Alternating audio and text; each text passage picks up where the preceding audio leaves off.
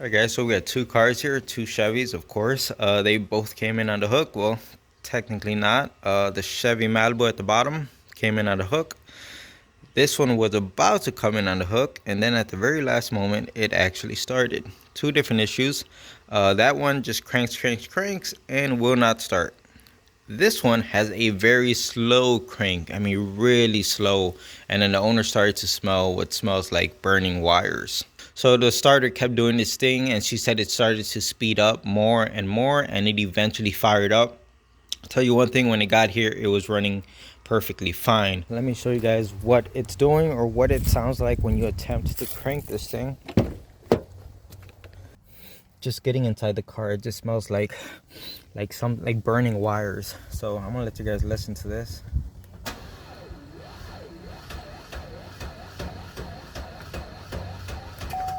All right, so I stopped it. All you have to do is push the button a second time and it'll stop it. So you guys heard how slow it's cranking, guys. It's not the battery. This car actually died in the parking lot of a AutoZone, believe it or not. So when this happened, the owner went inside and had AutoZone come out, or one of their employees, I should say, come out and check the battery, and the battery tested fine. And then when it got over here, sorry, I'm still going through puberty. And when it got over here, I checked the battery myself, and the battery is checking out just fine, guys. So since I checked the battery last night, we know that's good. One of the other things I wanted to do was remove the serpentine belt, which I did already, guys. I did that last night. Remove the serpentine belt and make sure none of these pulleys are seized, you know, making the engine struggle to start, or making the starter struggle to start the engine, if that makes any sense. And I didn't find anything wrong, which I wasn't suspecting that, because like I said, the car drove in, it was running perfectly fine while it's running. But it doesn't hurt to check. It's super easy to remove this belt, and that only took 5 minutes. And once I confirmed that nothing is seized, all the pulleys spin freely, I just put the belt back on it. So after doing a little bit of research this morning, it turns out this is a super common problem on these Camaros with this engine, the starter going bad at like 60,000 miles, 80,000 miles. You get what I'm saying? I've seen some videos of people removing everything from up here, removing the catalytic converter, the exhaust manifold, and taking the starter up through the top. That seems like way too much work that I'm not going to do. I've seen a video of someone take the starter out through the bottom, but the guy also did have aftermarket headers on. So I don't know if that would give him extra clearance, and that's what made it possible. I have no idea. So I'm going to look underneath the car and see if it looks like it's possible to even get the starter from underneath it. One more thing that's unfortunate is the owner barely drives this car. It is like her baby. She keeps it in the garage. She only drives it on nice days. It's a 2016, and look at the miles. Yes, less than 40,000 miles, and the starter is dead on it. So after removing a million different fasteners for the shields, they go underneath the car. As you can see, I still got my floor jack here, as well as a jack stand. And coming from over here, you can't see absolutely anything. But if you come back here where the catalytic converter's at, there goes our starter right there. I'm not saying it's going to be easy to get out, because from what I see online, it is a pain in the butt to get it out. But this definitely seems like a better option than taking off the catalytic converter and the exhaust manifold and trying to come through the top. All right, first thing, let's go inside the trunk, disconnect the battery.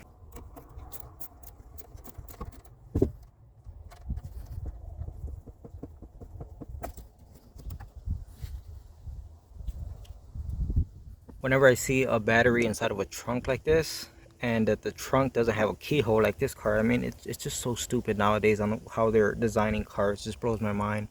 It's super easy to get locked out of your trunk, because once you're done with your repair, guess what? You got to reconnect your battery. Well, how do you open your power assisted trunk if the battery's not connected? You're up shit's creek at that point. And if you look inside of here, I'm sure those seats fold forward, but I'm not sure how easy it is. I saw one video, someone saying you got to pull out like the bottom rear seat, and you got to push the buttons to flap that forward. Point is, I don't want to be climbing through the inside of someone's car and trying to worm my way through here to unlock the trunk. So all I did was simply grab like a regular screwdriver, right? And I actuated the latch right here, so that now when you actually close it, now you don't got to slam it, just let it down slowly. The trunk appears to be closed, but it's not fully closed. And basically you're not going to lock yourself out of the trunk because the battery isn't connected. So that's a little trick you could do to save yourself a lot of headache. By the way, I do have the front and the rear wheels chalked off, as you can see, because the driveway is on a slight slope, and it's just, you don't want to take any chances with the car rolling once you start lifting it up. So be safe. So I did end up cracking the O2 sensor free. You guys can see it's free. But then I just noticed that the harness on this O2 sensor is really short, and the connector for it is actually just sitting, where is it? Right there. Hopefully you guys can see that. See that black connector? That is for the O2 sensor. Instead of trying to unthread the sensor from the catalytic converter, I'm just going to try to unplug it and bring it down all as one piece. And of course I'm going to go ahead and retighten that sensor, but I'd rather leave as many things together as I can. If I have a difficult time trying to maneuver the converter out of here with the sensor attached, then I'll just go ahead and remove it. So that black connector back there for the oxygen sensor, you can see it has a gray retainer clip on top that you have to disengage first, and it's actually quite tricky to get your hands up inside of their real tight space. So since I already had the sensor cracked loose, I just went ahead and took it out of the catalytic converter. Once I get the converter off of the car, I may try to unplug it, just because it'll make threading it back in once we're going back together a lot easier if it's not plugged in over there. But for right now, since it's out, let me go ahead and see if I could get the actual converter off of the car now. Alright, so that's a no-go.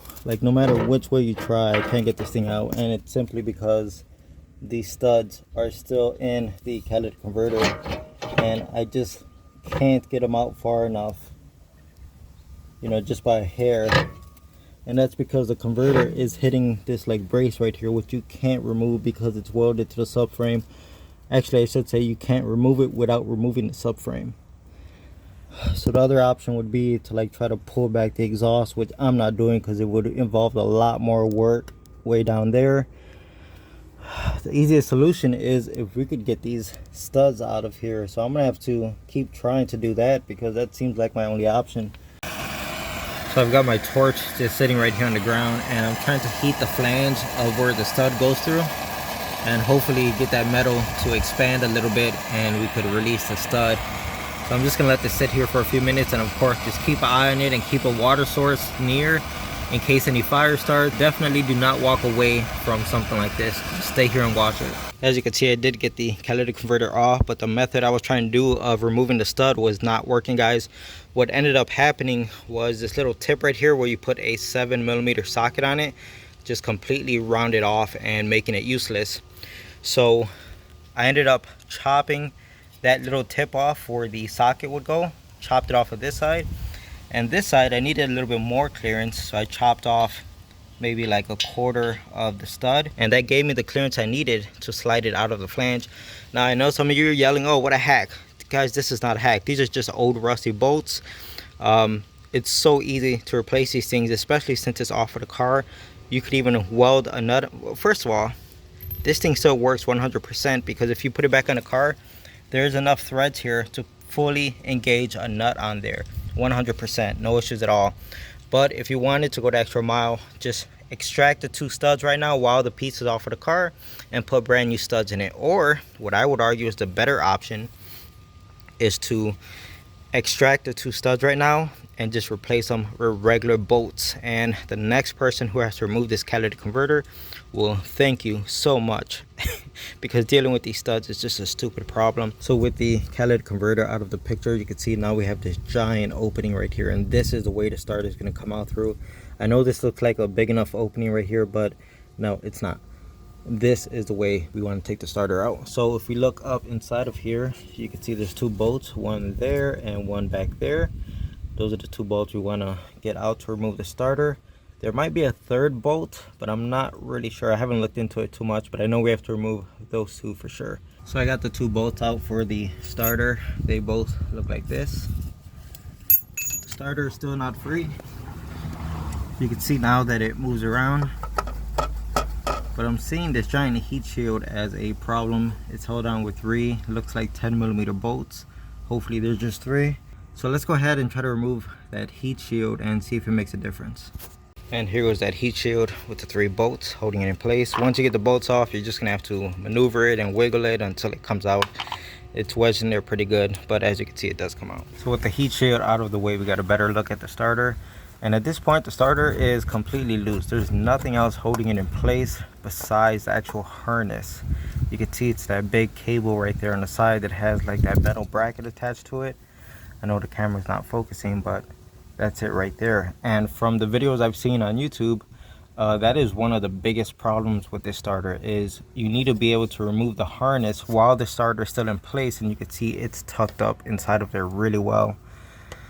So yeah, even though I feel like this job has been a nightmare, I still have more crap to deal with because of that harness, and they don't give you any slack. Just by handling this starter and touching it, I could smell that burning smell that we've been smelling this entire time. So instead of messing with the S terminal first, I decided to just go for the power wire, which is that big heavy duty positive wire going to the starter. And if you look back there, you guys can see, let's see, where am I? You can see I got my socket on the nut, which is a 13mm. You see it spinning. If you're wondering how am I doing that, well, let me show you what I'm using and where I decided to come from. So I'm using a 3/8 stubby ratchet with an extension. I don't know how long this is, guys. What do you think? Maybe like a 10-inch, 12-inch? I don't know. Then a 13mm. This extension is a wobble extension. You can see it does help with this type of stuff. And the stubby ratchet being a flex head also helps because it just helps you maneuver around certain type of obstacles. Now where you got to come in with this thing is put the extension with the socket right here underneath the rack and pinion and go through here all the way across, and just take your time. It'll find its path like this, right? Push it up in there. Then you come on this end where the starter's at. And guys, this really takes 2 hands to kind of feel where I'm sending my ratchet, but trust me, it'll make its way over there. You got to go, see this giant piece of metal right here? This is the engine mount. So you got to go behind the engine mount and guide it onto the 13mm nut that's on the starter. So of course I can't do this with one hand, guys, but that's how I did it. So let me go ahead and finish moving the power cable off of the starter. And there we have it. With the power wire disconnected from the starter, you could actually drop it down far enough to get it out of the bell housing. You could see the power harness up there. So see it right there sitting. And even after I got the nut off of that thing, it was extremely difficult to get that wire off because you only have like 2 or 3 inches of wire to play with, and that wire is very stiff. So it was, again, a pain in the butt to even get the wire off of the harness once you got the nut off. But then it just gives you just enough clearance to wiggle the starter down and completely drop it all the way down here. So the final thing we could remove is the S terminal wire right there. And now we can actually get to that red clip on the top, the one I was talking about. You can see it. We got way better access now. So let's go ahead and remove that, and then the starter is ready to drop out. And here goes our prize, guys.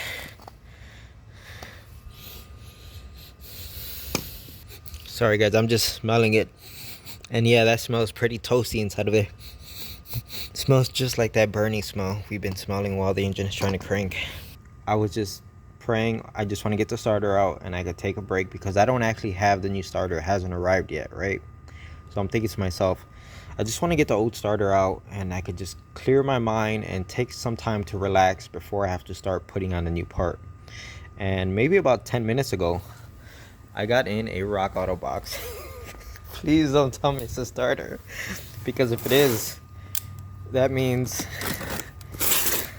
no rust, guys. We got to go straight to putting on the starter. If you're wondering, how do you not know what's in the box? Well, because I order a lot of stuff from Rock Auto. And nope, it is the starter for this car. Oh, god damn it. Anyway, let's take it out the box and compare it. It should be a perfect match to that one, as you can see, OEM part. Oh, by the way, not that OEM means anything, because this piece of crap lasted 40,000 miles. You know what I'm saying? So nowadays, yeah, it's always ideal to have original part, but I mean, 40,000 miles OEM part. You know what I'm saying? And yes, it is a perfect match, and burning smells sold separately. One thing I did notice is on the S terminal, the little yellow wire that plugs in here, the insulation on the wire, the yellow part, did tear a little bit, and I'm sure that was from me trying to maneuver it out. You know what I mean? If you just leave it like that, it will corrode over time and cause a no start eventually in the future because of corrosion inside the wire. So instead of just leaving it, I'm gonna go ahead and grab some liquid electrical tape. I have some right here. So you do this, put it on the wire that's exposed, and it seals up the copper just as if there was nothing ever wrong with it. So let me go ahead and seal that up. You know what, in fact, let me show you the tear in the wire so I could show you what I'm talking about. So here was our S terminal wire, and see the torn insulation, you can see the copper. That's what I'm talking about. We want to go ahead and put liquid electrical tape on that to insulate that copper and make sure it doesn't turn into a problem in the future. Also keep in mind there's a specific order that the new one has to go in, the same exact way you took the old one out. So the first thing we have to plug in, first we got to get the starter in at an angle, plug in the S terminal, right? Then completely push it back into place and set it into the bell housing so it's in general where it has to be. And then we could push on the power cable, and then again we're gonna have to use our very long extension to come from the other side of the engine mount the same exact way we took off the nut. We're gonna have to put it on the same exact way.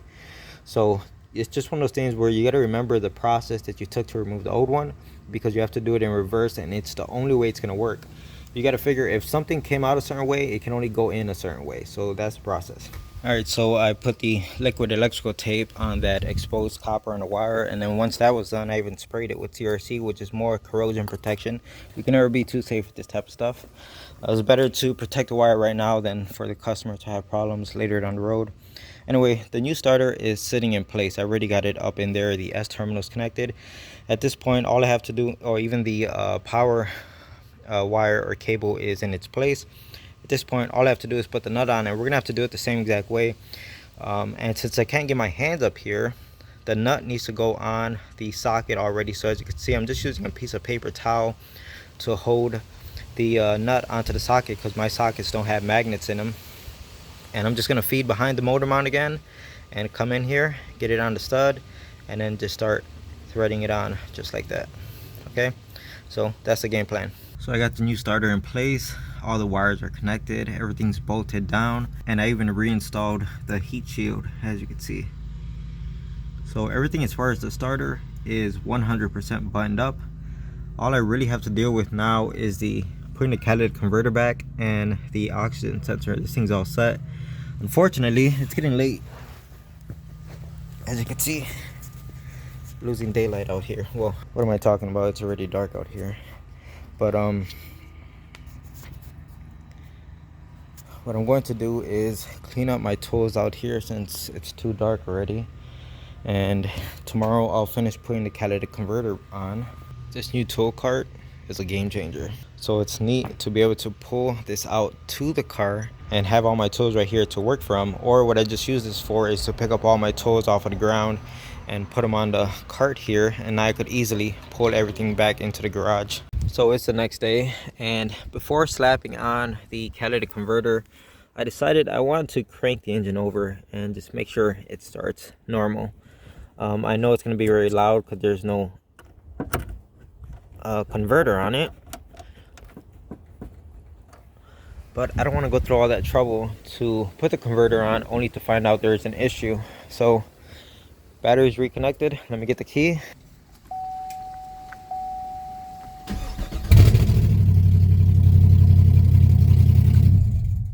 All right, that was loud. It scared the heck out of me.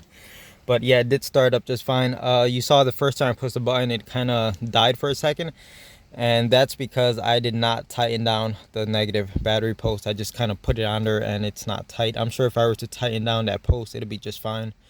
But yeah, the starter cranked over perfectly normal, nice and quick, no issues at all. So now I feel a lot better about finishing up this job and putting everything back together. So I cleaned up the threads on all of the studs, and I put a little bit of copper anti-seize on each one. I know it's going to get real hot and most likely burn off, but hopefully it does something. I know it's going to go on a lot smoother, but what I mean by that is hopefully if this thing ever has to come off again, it'll come off super easy for the next person. And let's be realistic, if starters are dying at 40,000 miles, yeah, this catalytic converter is gonna have to come off again sometime in the future. So at least it'll come off super easy next time. So the catalytic converter is completely installed. As you can see how I trimmed the studs, it did not affect it at all. On this side we have plenty of stud to work with. On the other side it's shorter, but you can see it does not affect the clamping force of the nut that goes on it. So that's not going to be an issue at all. The 4 studs up there got reinstalled. Everything's torqued. As you can see, the oxygen sensor has been reinstalled. I even reinstalled the brace that goes right here in the center.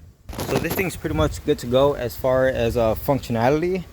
The only thing it's missing are the underbelly shields, or the underbelly pan, whatever you want to call it. But at this point we should be able to start her up and she should sound nice and quiet. Alright, so I did tighten down the battery post inside the trunk. Alright, see how it starts. Perfect, no issues at all. Let's do one more startup. Sounds great. You know what, guys, let's go ahead and finish this video off with a short test drive of the car. I guess it'll be more interesting, right? So let's see what it can do. We're at about 32 miles per hour right now. Oh yeah, wow, that wasn't even full throttle. This thing this thing moves. Tell you what, I don't know how much horsepower this thing has, but this thing will smoke the heck out of that 370Z Nismo that was here not too long ago.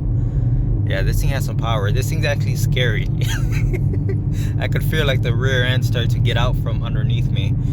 So let me go ahead and park it, let the owner know that her car is all done and ready to go. It starts reliably. I can't tell you how many times I've started it and not a single issue at all. Anyways, that's gonna be it for this one, guys. I hope you enjoyed the video. I hope you learned something as far as changing a starter on this car, and like always, thanks for watching.